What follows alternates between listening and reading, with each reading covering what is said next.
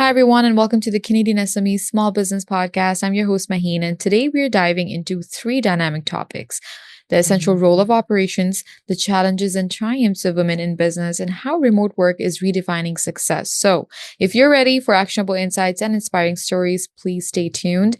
Our guest today is Ishita Aggarwal, an operations manager at SoftwareONE, with over 5 years of progressive multidisciplinary experience in software sales and operations. And with a master's in international business, Ishita has managed client health for over 100 partner accounts, collaborating with teams globally to deliver exceptional results. And known for her passion for technological growth and innovation, she drives and thrives in high pressure scenarios, balancing creativity and established business practices to drive growth. So join us as we uncover her insights into business strategy, leadership, and seizing opportunities. Ishita, welcome to the show. How are you today? Thank you so much, Maheen, first for having me here. I'm doing great. How are you feeling? I'm feeling good. Thank you so much for asking.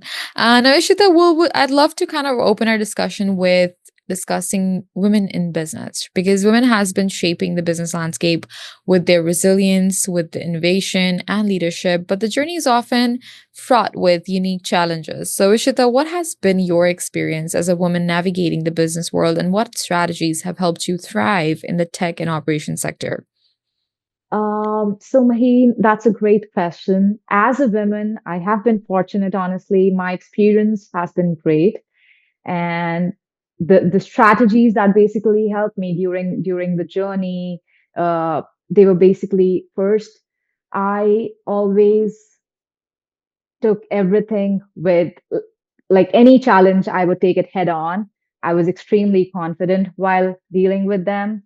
Uh, I made sure that I'm working in a company which is free of gender bias. Like that Mhm. is one thing I see people encountering around the globe, that they feel that, because of the gender bias, they are not able to move forward. But I made sure I'm a part of a company which lives and breathes by the values of equality, and I'm fortunate enough to be a part of them. So first and foremost, this is like an extremely important thing. Just be a part of something which treats every person, every human equally. And Mhm. then the other one is like staying updated. If you stay updated with the technological changes, technological upgrades, you do your certifications, you're just upgrading yourself. You're open to learn. That's always going to help you navigate through these waters. It's so empowering to hear how you've turned challenges into opportunities and paved the way for success in such a competitive industry. Ishita, what tips would you give to women who aspire to lead and excel in traditionally male dominated fields? So, first, never lose your confidence, be persistent, and just stop comparing. You need to stop comparing yourself to someone else, okay? If you're an expert in your field, it does not matter if you are a male or a female. It will just not matter. If you're an expert, you are an expert. People will come to you for advice, people will come to you for knowledge. So do not falter on your expertise. Be confident, be persistent, and if you have a goal set in your mind, do not step back. Just keep moving forward. That's such a wonderful advice, Ishita. Yeah. I mean, women spearhead transformative change and foster innovation in the business landscape, paving the way for a brighter future for all.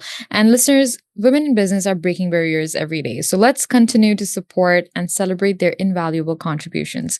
Up next, Ishita will explore how operations serve as a heart of every successful organization, because at the core of every successful business lies a well oiled operations machine connecting strategy with execution. So, in your experience, why is operations considered the backbone of business success, and how can leaders maximize its potential? Well, Maheen, you just used the word backbone. So, Hmm. what is the function of a backbone, right? A backbone would provide our body a structure. It helps in operating, it helps in functioning. If the backbone is broken, I think we are going to be paralyzed, right? It's very, very similar with a business. If the operations is not up to date, it's not the best, it's not in a strong condition, the business is bound to fall down, go into losses, and eventually close. Hmm. So a strong and well-oiled operating system in a company is extremely important. And something which is very important in an operations business is you train your employees around it, and you make sure that they have the infrastructure to complete their work, to complete their operating tasks. If that's not there, you will not be able to utilize its complete potential. Mhm. It's very fascinating to see how well executed operations they drive efficiency and really foster innovation and collaboration. Um, Now, to our listeners, remember that investing in strong operations is like investing in the success and sustainability of your business. Um, Next, Ishita will tackle the opportunities and challenges of working remotely because remote work has transformed how businesses operate, offering flexibility and challenges in equal measure. How has this shift to remote work reshaped the way businesses approach operations, and what strategies can help teams thrive in this environment? So my personal thought on this is remote work has definitely brought in some changes, but it has not completely reshaped how the business approaches operations. The core of the approaches, it's still the same. We are still measuring things by KPIs. The customer still comes first. Everything revolves around the customer. And sure, there are a few changes, like we have a very developed digital infrastructure now. Just because of the remote work, we have invested a lot in a digital infrastructure. And that's important because we need to make sure that the communication happens properly. There are no falling down. There's no falling down during the communication happening. So that's the main and most important thing I've seen. The other important thing around is uh, posture communication. Just because you are in a remote setup doesn't mean you are losing contact with your employees. It's just not, hey, get this work done, and we are not having any other conversation. Make Mhm. sure there is a one-on-one happening every week. You get to speak to your teammates. You get to know what's happening with them. It's just not, hey, can you do this for me? And the conversation is over. No, no, no, that's not how it works. You need to personalize it a bit, and you need to make sure the employees are not burning out, because at times when you're sitting in front of a laptop, you just you just keep working. Mhm. Taking breaks and making sure that you are taking time off to rejuvenate is also very important. You're right. I mean, remote work has unlocked new possibilities, but success really lies in how we adapt and innovate. Let's move forward on an inspiring story about embracing opportunities and dreaming big, because success often stems from recognizing and really seizing opportunities, even when they seem daunting. Ishita, can you share a pivotal moment in your career where taking a chance led to significant growth or transformation? So this one's really close to my heart. And I really like this question. Thank you so much for asking this. So I've always worked in operations all my life.